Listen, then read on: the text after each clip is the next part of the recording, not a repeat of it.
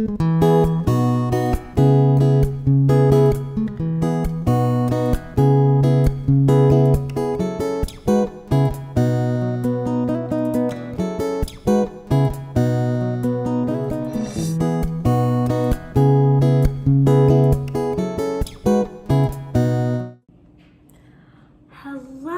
oh my gosh, it's been so long since we filmed, I feel like, at our house. Don't mind my wet hair, and I just got this robe in the mail today. I ordered it, I need to come closer. I ordered it the day of Christmas, the day after Christmas or something. My mom got it for Christmas. So in California, we did like a little Christmas with them. We did not film it just because it was like, we don't get to see them very much. So we went to my grandparents' house. Like my whole mom's side is like Matt and I went to my grandparents' house, who is on my mom's side. Okay, that was better. And some family drove in and it was so great. So we were in California at the beginning of December. But she got this robe and I was like, can I have this? And obviously I was kidding and we are not the same size. My heart wanted it so bad. So this is the one she got. Anyway, I literally texted Matt a picture and I was like, I think this is one of the best purchases I've ever made. I got it at Costco if you would like to go get it. Anyway, so much has happened in like the past few months, like so many amazing, wild things. And I'm so excited to get back to showing y'all just our life and more on a regular basis and just like more everyday stuff, if that makes sense. And we are just in a better position to do that now with our schedule. I am about to make lunch. Lunch is basically done. I am gonna sit down with y'all and just have a little chat and then bring you on the rest of my day with me. Okay, this is what I'm eating. I know I've mentioned before, but I count my macros, which all that means is I count protein, carbs, fiber, and fats. And I just feel really good when I do it. So it's really more of like a lifestyle, not like a diet. I just don't like the word diet. Like you have a diet, you can go on a diet, but you're just changing your diet. I really have been trying, now that it's not December, oh my gosh, it's so hard to not eat sugar in December. It's very challenging. Anyway, so I just feel really good off sugar, I feel really good off coffee, and I love coffee. Do not get me wrong, we literally own an espresso maker. So we own 2 espresso makers. We own a French press, we own a Keurig, like we love coffee. I just personally feel better off of coffee, and my mood is just more, I think I might have talked about this, but my mood is just like streamlined, if that makes sense. It doesn't like bounce up and down as much. And I always got like that, without knowing, I always got like that crash in the middle of the day when I was on coffee. Personally, for me, I just feel better. I still do drink coffee sometimes, and then I do love having decaf at our house. I'm gonna pray so I can eat and chat with you. Dear God, thank you so much for this food, and please bless it to my body for strength and nourishment. Thank you so much for providing it, and bless today. And please help me to glorify you as we show our lives, God. In Jesus' name, amen. So much has gone on. We have done a lot of traveling. So in November, we went to Knoxville for Thanksgiving. 1 week later, we left to California. October, we went to South Carolina too. December, we went to California. Christmas, we went to Knoxville, and we just got back. So it was like, what, 4 trips, I think, of just like packing, maybe finding pet sitters if the dogs were here. But we bring them to Knoxville when we go to Knoxville. It has been so wild and so busy, but it's also been so like sweet and good. Matt actually just had 2 weeks off of work, which was so good, such a good reset for us, and so just like amazing to kind of come back to like, what have we been missing?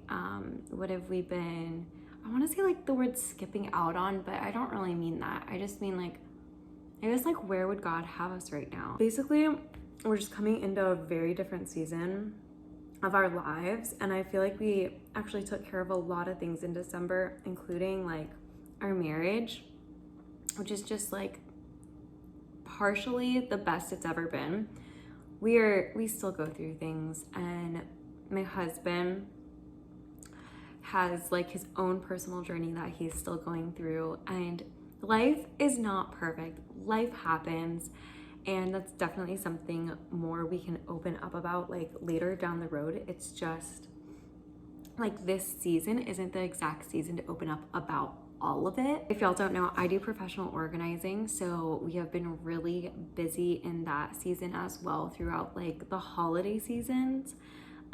It gets a little wild, but it's such a blessing. And where we live, like people are moving here just like left and right from all over the states, and it's really cool. And it's so wild like how many people God is calling here. So it's very exciting. Anyway, we are doing well, and we are just like so excited for this year, a new year of growth for us, and yeah, which I hope it is for all of us. And I hope we can inspire you and motivate you and encourage you in your journey with the Lord. That is literally why we are here. That's pretty much just a good little update about us. And just what's been going on for the past months. Today, I need to go to Target, Costco, Whole Foods, and I need to drop off a donation.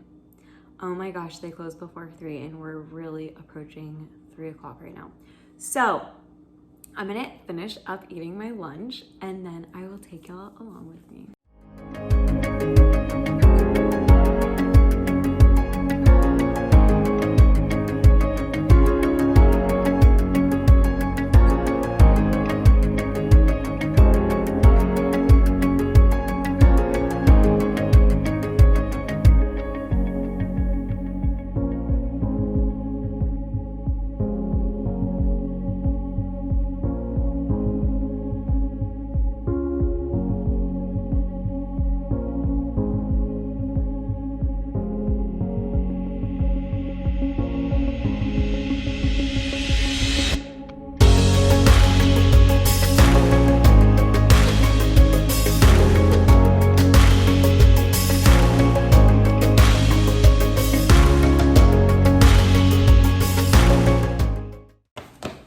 Let's go.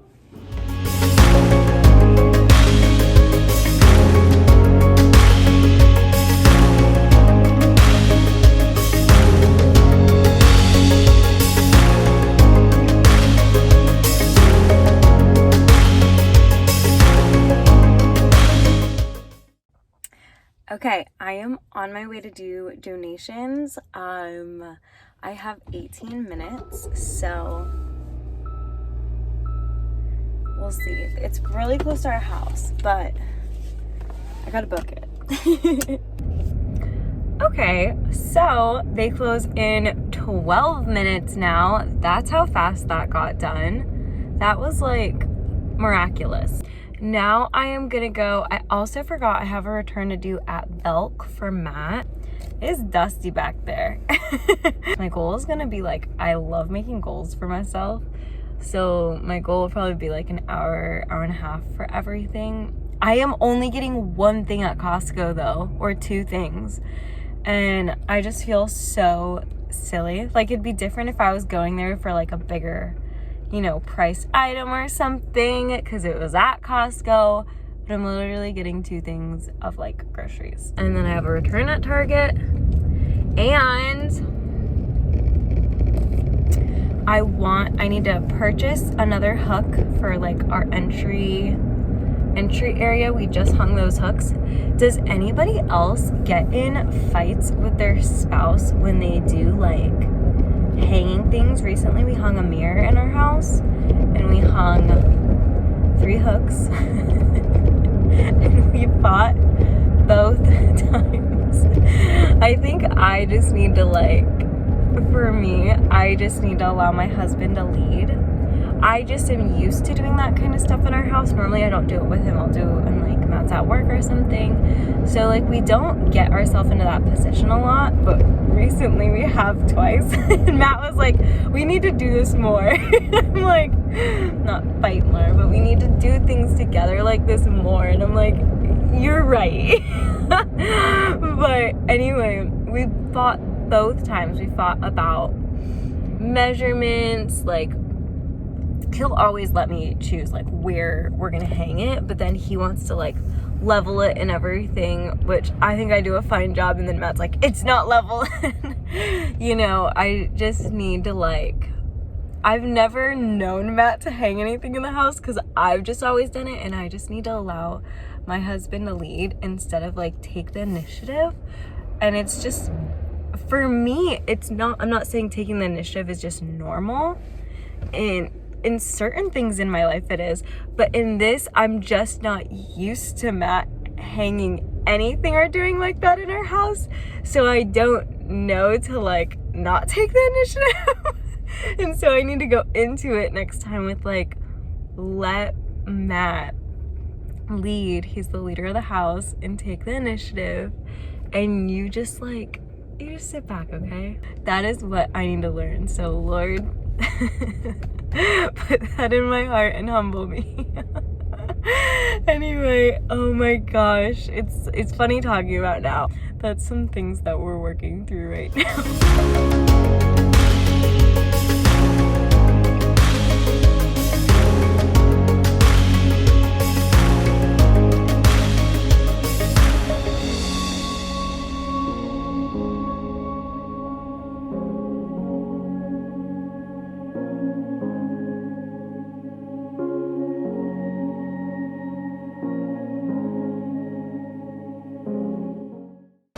I literally came in for one item. Okay. I'm just getting out of Costco and I'm walking out and the person next to me goes faster. So I'm like, oh, I'll jump in that line. So I like, there was only like, okay, so it was like 2 in this line, 1 in this line, and I was the second person in this line. So I'm like, oh, that person's gone. I'm going over there. So I go over. And I got hit on. I got hit on. And I literally, like, I'm wearing my bands. I cannot tell you the last time I was hit on since getting married. He just gave me the line of like, he said something like, I was hoping you'd come in this line. It's not every day I see beautiful women. And I just literally was like, thank you. Walked out. Okay, I am now on my way to Whole Foods. I just got done at Belk. I'm so glad I went to Belk last time with Matt, because then I knew where to go to the men's one. It was really helpful to know where to go. I also have learned about myself this past year or so that I get a little overreactive maybe when I'm somewhere new and I don't like know where to go and stuff. It's something I am like allowing myself to like work on, if that may, not allowing myself to work on, allow myself to be bad and to not know, and that's okay. And honestly, I think it just comes from control and trying to control the situation of like maybe feeling safe, or maybe wanting to feel comfortable, or whatever it is. So I am like really striving, I don't know the right word, but something I am working on is go, just go. You can ask people, and it's so funny because I'm like not afraid to like go up and ask someone like, hey, where is this? And last time we were at Belk, it was really funny. Matt and I had this conversation. I'm like, babe, let's just ask someone where the men's Belk is. And he's like, I want you to ask. And I was like, no, you ask. And it wasn't because I was afraid to ask. It was just like, we have to get out of our comfort zone. And like, my husband's the leader of the family, you know, and I'm going to encourage him to lead and do uncomfortable things for him too, which honestly, asking someone where that is should never be uncomfortable, but we're also like all on different journeys. We're all human, but like we gotta move past these things. We do. And we will be a family that moves past these things. And I grew up with a dad who told me, like, if we were at a restaurant, I'm like, hey dad, where's the bathroom? He's like, figure it out. And I'm like, where's the restroom? And he's like, he goes, ask somebody, get up off your chair, and if you need help finding a restroom, ask somebody. That is my dad that I grew up with. And it was like that in all different circumstances, not just at restaurants. Like, dad would always be like, ask somebody. If you start to get lost, I told you where to go. If you start to get lost, just ask somebody. And I'm like, okay. So it was such a blessing, even though it was so uncomfortable for me at that time. It was such a blessing to grow up with a dad like that. Man, I just grew up with my dad embarrassed me so much too. So we were chatting the other day actually on the phone, my dad and I was like, Dad, people will always say like, oh, it was so embarrassing when I was younger. And I'm like, yeah, tell me your story. I'm sure mine's worse. Or I'm sure that I could top yours. Which it's not about that. If you had embarrassing parents, like, I totally feel for you, but I always, like, I'm telling y'all, Tennesseans are honkers.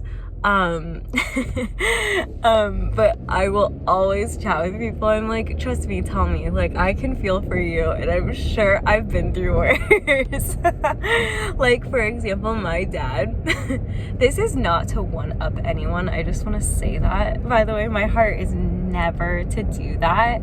I totally hear embarrassing stories, but maybe I can make you feel a little better, because for so long I felt so bad about mine, and then I just started laughing about it, and I'm like, you know what, this was such a blessing in a way. Like, it really grew me, and I just had to not care sometimes. The most mild was probably my dad would put everyone he talked to on the phone on speaker in a public place, like blasting, like volume all the way up on speaker. And he is the loudest person I've ever met in my entire life. And he'd be like, yeah, talking to people on the phone. And I would just be like a teenager, like, oh my gosh, this is so embarrassing. Like, everyone's looking at us. I mean, to this day, if we were to go out to somewhere, my dad would do the exact same thing, and it wouldn't embarrass me necessarily, but I feel inconsiderate to other people around us if someone, and to the person on the phone who doesn't even know they're on speaker. That is one of my things that I always ask Matt. I'm like, hey, can you just let them know before you put them on speaker? But it's specifically probably because I grew up with a dad just like that who would do things. Okay, that's a really mild one. My dad owns, let's just say, a lot of cars, and I'm not saying they're all nice, but he likes to buy cars and restore them sometimes, but then he ends up saying, oh, I like this car and I'm gonna keep it. So my dad is like such an amazing guy, by the way. This is me not ragging on my dad, even though I'm kind of ragging on you, Dad. But like, no, he is the most generous, most amazing guy. He is someone I totally want to be more like in my life. He's incredible, an incredible just person in general. Anyway, when I was younger, he would drop me off at school in the most embarrassing cars, like he would use sedans as work trucks basically sometimes.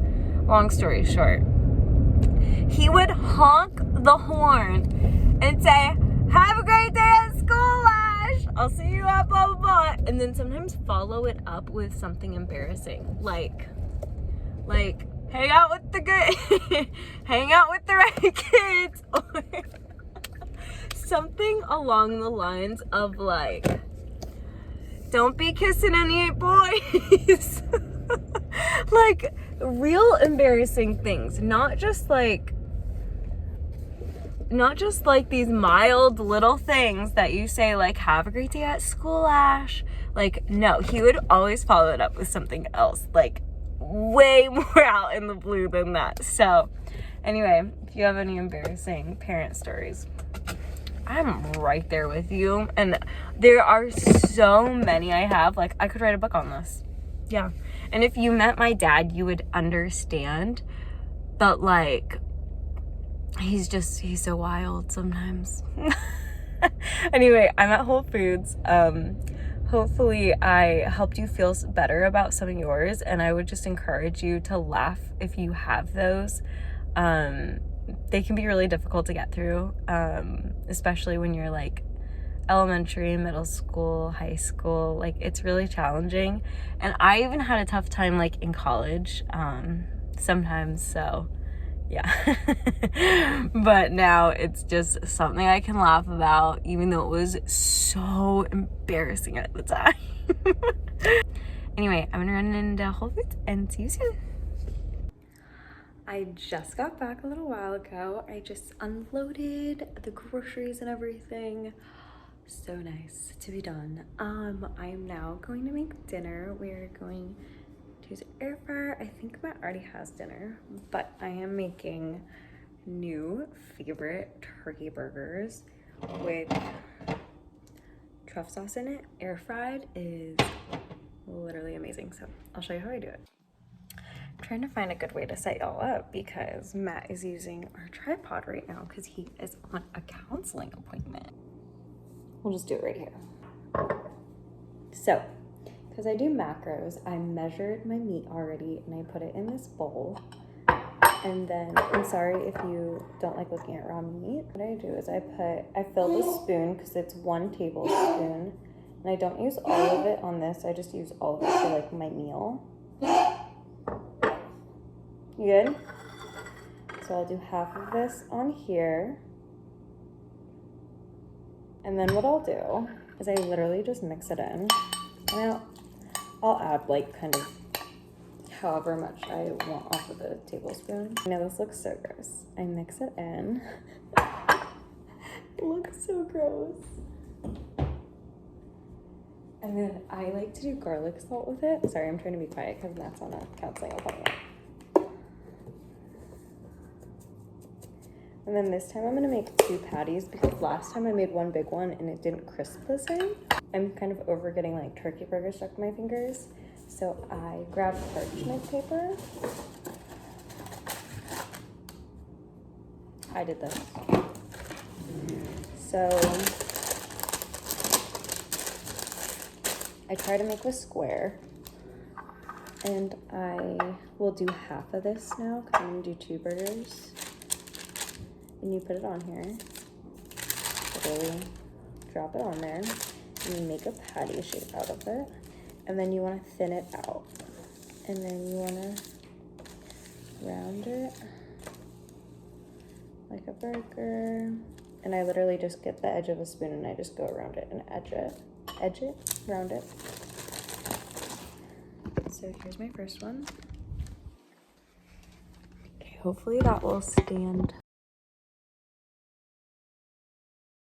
Then you pick up your parchment.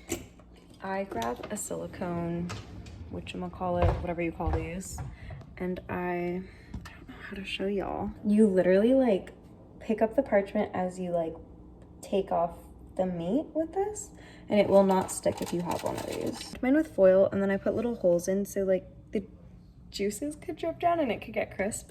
So I could have probably fit 2 in there, but oh well, it's fine.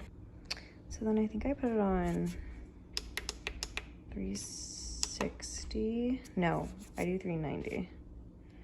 I do 390, 375. I think that's what I do now. Then I do 10 or 9 minutes. Let's try 9 minutes right now. And I will show you all after. All right, y'all, it's done. So this is what it looks like. I am going to actually take the foil out for the next one because normally it looks like so good. Here's better lighting. That's how it looks. It is literally the best tasting burger I have ever had. Matt just came out from the office. It was like, I'm kind of falling asleep on my counseling appointment. And I was like, okay. So he grabs coffee.